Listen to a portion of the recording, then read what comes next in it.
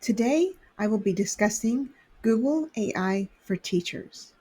Now that Gemini is in Google Workspace for education, I will be showing you how to utilize those tools. By the end of this training, you should know what artificial intelligence is and how you've been using it, how to use AI safely and responsibly, and how to get started with the AI tools to save you time. When was the term artificial intelligence first introduced? The term artificial intelligence was actually first introduced in 1956. Did you get that answer correct? We can thank Professor John McCarthy for coining the phrase artificial intelligence. A good definition will help us to understand what artificial intelligence is. Artificial intelligence refers to the simulation of human intelligence in machines that are programmed to think, learn, and act like humans. These machines can perform tasks that typically require human intelligence, such as learning from experience, recognizing patterns, solving problems, and making decisions. There are different types of AI. There's machine learning, large language models, and also generative AI. Where have you likely encountered AI in your daily life? Can you spot the fake? One of these is not an example of AI. Were you able to find the correct answer? Did you find the example that was not AI? You may have experienced AI in using Gmail. You might have seen that AI filters out your spam or detects phishing attempts to keep your data privacy safe and secure. You might have also used a Google search. AI algorithms analyze your search queries and help you find the correct answers. If you have ever used Google Maps and looked at real time traffic data, you have probably used AI. If you've ever used Google Translate uses the neural machine translation to convert text between different languages. Using AI is very helpful and it can save you a lot of time. However, the responses are valuable. Remember that there's limitations and they won't always get it right. The errors in the responses are called hallucinations. And when you use AI tools, you'll need to remember to fact check for accuracy and make sure that it's appropriate. As an educator, make sure that you're using the AI tools safely and responsibly. Always double check the responses. Be aware of potential biases. Protect data and prioritize safety, and use and model critical thinking to evaluate the results. Most of all, be transparent. Let people know that you are using AI. The bottom line is that AI is not a replacement of a teacher.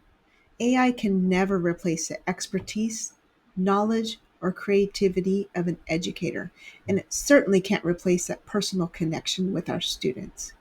But it can be a helpful tool.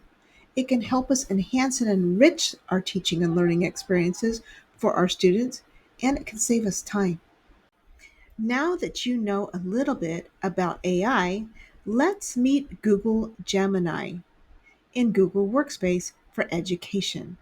To get there quickly, you can pause this video, open a new tab in your browser, and navigate to gemini.google.com. In your Google Workspace for Education account, you can look at the left bottom sidebar and navigate down to Settings and Help. You can then click on Apps to turn on Google Workspace apps with Gemini in them. So you can bring it all together by allowing Gemini to be part of your favorite apps to assist you in your daily activities. Let's try it out. Over on the sidebar, you're going to go all the way up towards the top now and click the plus to start a new chat. In the middle, you will see this box. This is where you will input a prompt. In order to get the best out of Gemini, you need to craft a really good prompt as your input. The more specific and detailed you are, will help Gemini to get you exactly what you need. For best results, craft prompts well and provide a clear context. A good acronym to help you write a really good prompt is PARTS. So using all of the parts will help you create a very detailed prompt. First, the P in PARTS stands for persona, your role. Being aware of safety, don't use a specific name or a place, but identify your role in general terms or using a common noun such as a third grade teacher. State your objective. Identify your audience. Add any other additional parameters such as the style or the tone and the structure of it. What format do you want to be in the format? Do you want it to output a letter or do you want to create a game? All of those are very detailed specifics that help Gemini give you exactly what you desire. Here's a prompt frame to help you write your very first prompt. I'm starting with the P, identifying my role. I am a teacher. And then my objective, introducing or explaining, and then you can finish it off. My recipients are to my students. Are they my struggling students? Are they my third grade students? You can add in your adjectives.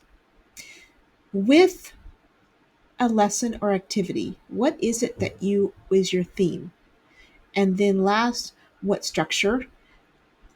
It can include a game, a chant, a particular activity. Be as specific as you desire to fill out your prompt. Fill in the blanks. Now that you have your output, you can share and export. You can export it to docs or even draft an email. Here are some helpful phrases from Google to add to your prompts. Explain X to me like I'm 5. Help me apply X to a real life situation. If your output isn't exactly what you had intended, you can always edit your prompt and revise it. You can click on the pencil to edit the text, edit your prompt, and then tap Update. As you get started using this new tool, you will get better at prompting. Remember to write a specific and precise prompt will help you get a better response.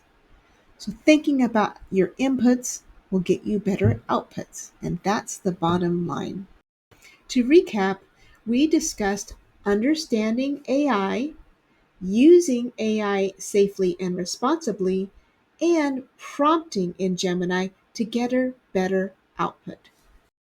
Join me next time where we will take a deeper dive into the Gemini tools using Gemini Canvas, Gemini Deep Research, and Gemini Imagine.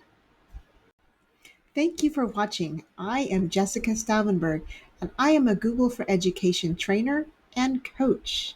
Don't forget to like this video and subscribe.